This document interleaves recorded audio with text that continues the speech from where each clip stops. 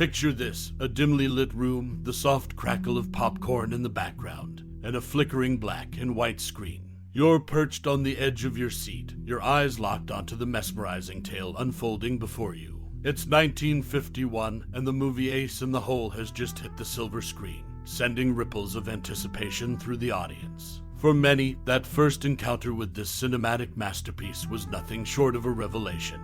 It was a time when storytelling took center stage, and Kirk Douglas' powerful performance as Chuck Tatum left an indelible mark on hearts and minds alike. The film, directed by the legendary Billy Wilder, was a gritty exploration of human ambition, greed, and the price we're willing to pay for fame. It was a roller coaster of emotions, and every frame seemed to resonate with a haunting truth. As you reminisce about that unforgettable moment, do you recall the tension that gripped you during the cave-in scene? Or perhaps it was the sharp wit of the script that had you chuckling even in the darkest of moments. Everyone has their own treasured memories associated with Ace in the Hole, moments that have stayed with them throughout the years. Now, let's dive a little deeper into the film's fascinating history and some random facts that might surprise you. It's time to unveil the hidden gems that make Ace in the Hole an enduring classic. So, grab your virtual popcorn and let's embark on this cinematic journey together. In the 1951 movie Ace in the Hole, there's an intriguing piece of history related to its original shooting location.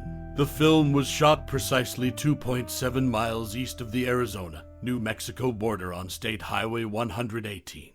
The coordinates 352,353, 6N 1,090,112, 0W mark the spot. Today, this location sits on private property, but back then, Paramount Pictures constructed replica cliff dwellings inside a niche at a cost of $30,000. These dwellings served as a backdrop for the film's gripping storyline. Actor Victor Desnay also played a role in the movie's history. During the script-writing phase, Desnay brought a lawsuit against the film, claiming it was an unauthorized version of the Floyd Collins story. Collins had been trapped in a cave years earlier, a storyline mentioned in the film. Since Desnay owned the rights to the Collins story, he alleged copyright infringement. Desnay's claim was upheld, even after Wilder appealed. The California Supreme Court ruled in Desnay's favor, resulting in a settlement where Wilder's team paid Desnay $14,350. In a lesser-known detail, a canvas desert water bag hangs on the front grille of the car driven by Tatum and Herbie in the film. These bags were a common sight in desert travel before the widespread availability of coolers. They worked by cooling water through evaporation and were used for both drinking and cooling an overheated automobile radiator. These fascinating details shed light on the history and legal challenges behind the making of Ace in the Hole, making it more than just a classic film. It's a piece of cinematic history with its own share of drama. In 1951, the movie Ace in the Hole had its share of interesting behind-the-scenes stories. One notable fact is that residents of Gallup, New Mexico, were hired as extras for the film. They earned 75 cents an hour for a 10-hour workday, and if they brought an automobile to the set, they could pocket an extra $3. This was a common practice in the film industry at the time, where local communities provided the backdrop for many Hollywood productions. Another intriguing aspect of the film's history involves Kirk Douglas, the lead actor. In a 1950 memo to director Billy Wilder, Douglas raised objections to Chuck Tatum's monologue in the movie, particularly the line that said, "No pastrami, no garlic pickles, no Madison Square Garden, no Yogi Berra." Douglas was puzzled and asked, "What the hell is a Yogi Berra?" His secretary had a good laugh, informing him that Yogi Berra was a renowned New York Yankees catcher. It's a reminder that even stars of the era had their moments of pop culture ignorance. After its release, Ace in the Hole faced adversity. The film received negative reviews and failed to make a profit. In an attempt to boost its box office performance, the studio changed its title to The Big Carnival without Billy Wilder's consent, but this move didn't turn things around. To make matters worse for Wilder, his next film, Stalag 17, was a hit, and he expected a share of the profits. However, Paramount's accountants deducted the losses incurred by Ace in the Hole from the earnings of Stalag 17. In the world of cinema, Ace in the Hole stands as a film with a mix of interesting anecdotes, from the humble wages paid to extras to the humorous tale of Kirk Douglas discovering who Yogi Berra was. Its troubled journey, including the unsuccessful title change, serves as a reminder of the unpredictable nature of the movie industry. The 1951 movie Ace in the Hole, originally titled The Human Interest Story, is a classic film directed by Billy Wilder. This gripping drama follows the story of Chuck Tatum, a down-on-his-luck journalist played by Kirk Douglas, who stumbles upon a tragic incident involving a man trapped in a collapsed mine. Tatum seizes the opportunity to turn the situation into a sensational news story, manipulating the events to boost his own career. One notable aspect of the film is the working title, The Human Interest Story. This title reflects the movie's central theme of exploiting human suffering for personal gain, a theme that runs throughout the narrative.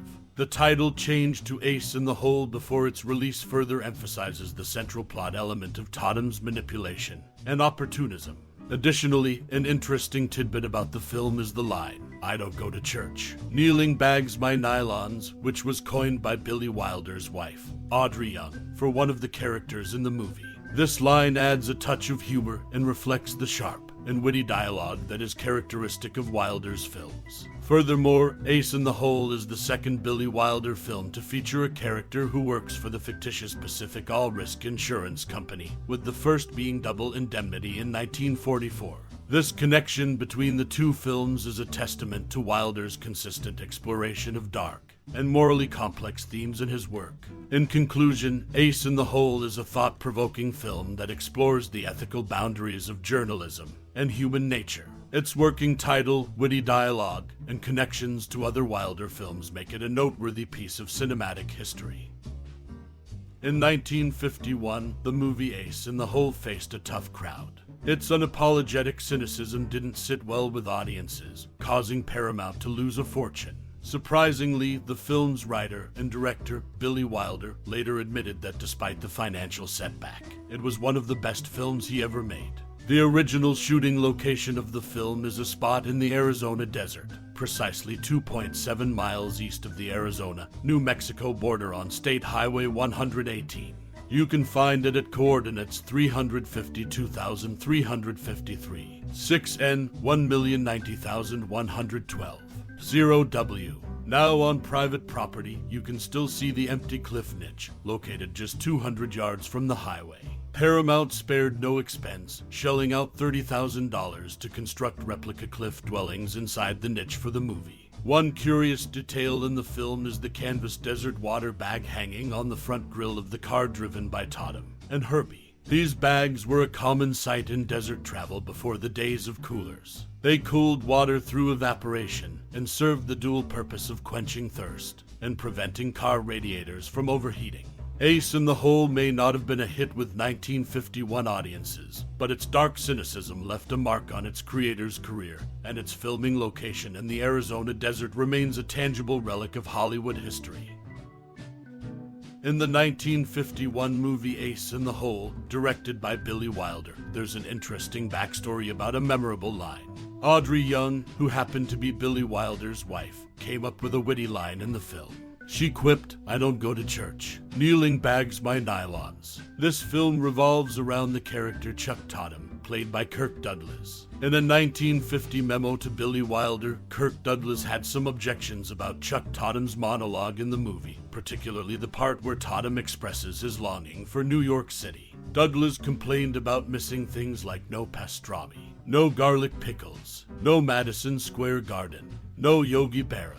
In a moment of curiosity, Douglas asked, "What the hell is a Yogi Berra?" His secretary, finding it amusing that her boss didn't know who the New York Yankee star was, informed him that Yogi Berra was a catcher. These anecdotes provide an intriguing glimpse into the behind-the-scenes dynamics of Ace in the Hole, showcasing the creative contributions and quirks of the people involved in bringing this 1951 movie to life. Unholy alliances, the dark impact of greed-driven deals, and unethical choices on Ace in the Hole's cast member in Hollywood in 1951. The movie Ace in the Hole hit the silver screen, leaving an indelible mark on Hollywood history. While the film itself garnered critical acclaim, there was a behind-the-scenes story that remains a compelling part of its legacy. One of its cast members found themselves entangled in a web of greed-driven deals and unethical choices, shedding light on the darker side of the entertainment industry. Kirk Douglas, the leading man of Ace in the Hole, was at the center of this Hollywood drama. Known for his charismatic performances, Douglas was no stranger to the cutthroat world of showbiz. However, his role in Ace in the Hole would take him down a treacherous path. Behind the curtain, Douglas was caught in the crossfire of ruthless negotiations. As the film's star, he was determined to secure his place in the limelight and capitalize on the movie's success. This led to questionable deals and alliances with individuals whose motives were far from honorable. The hidden agendas of these collaborators soon came to light. Douglas found himself entangled in a web of deceit and betrayal as the very people he trusted began to exploit his fame for their own gain. Unethical choices were made, and the consequences were far-reaching. The impact of these unholy alliances reverberated through Douglas' Hollywood journey. While Ace in the Hole catapulted him to stardom, it also exposed him to the darker underbelly of the industry. The toll it took on his personal and professional life was significant. As the years went by, Douglas grappled with the consequences of these ill-fated partnerships. His reputation and mental health suffered, leading to a painful retreat from the glitz and glamour of Hollywood. The once vibrant star faced a battle against personal trauma and the demons of his past. In the end, Ace in the Hole stands as a testament to the price some pay for success in the entertainment industry. Kirk Douglas' journey, marred by the dark impact of greed-driven deals and unethical choices, serves as a cautionary tale for those who navigate the treacherous waters of Hollywood. In the spotlight, fame may shine brightly, but behind closed doors, the shadows cast by unholy alliances can be long-lasting. Ace in the Hole remains a powerful reminder of the hidden struggles faced by those who dare to tread the path of stardom. As we bid adieu to the captivating world of Ace in the Hole, let's take a moment to ponder the intricate threads that bind us to this timeless cinematic masterpiece. This film, like a fine vintage, has aged gracefully, leaving an indelible mark on the tapestry of cinema history. As you reflect on the characters, the gripping narrative, and the stark portrayal of the media's power, consider how it resonates with your own experiences and convictions. Are you drawn to the moral complexity of Chuck Tatum's character? Do you find yourself sympathizing with the victims of sensationalism, their lives twisted by the relentless pursuit of headlines? Or perhaps you're enamored by the raw authenticity of the storytelling, a reminder that the more things change, the more they stay the same. What memories and emotions does Ace in the Hole evoke within you? Were you mesmerized by the artistry of Billy Wilder's direction, or did the performances of Kirk Douglas and the cast leave an indelible mark on your cinematic soul? Whether it's a cherished memory or a thought-provoking insight, your personal connection to this film is a testament to its enduring power. In the spirit of shared appreciation for this cinematic gem, we invite you to share your favorite memories, insights, or reflections on Ace in the Hole. Let your voice become a part of the ongoing dialogue that enriches the appreciation of this classic film. Thank you for taking this cinematic journey with us and for sharing your thoughts. Your engagement and passion for film are what make discussions like these truly enriching. Until our next rendezvous with the world of cinema, keep your eyes wide open and your heart receptive to the stories that touch us all. Warm regards.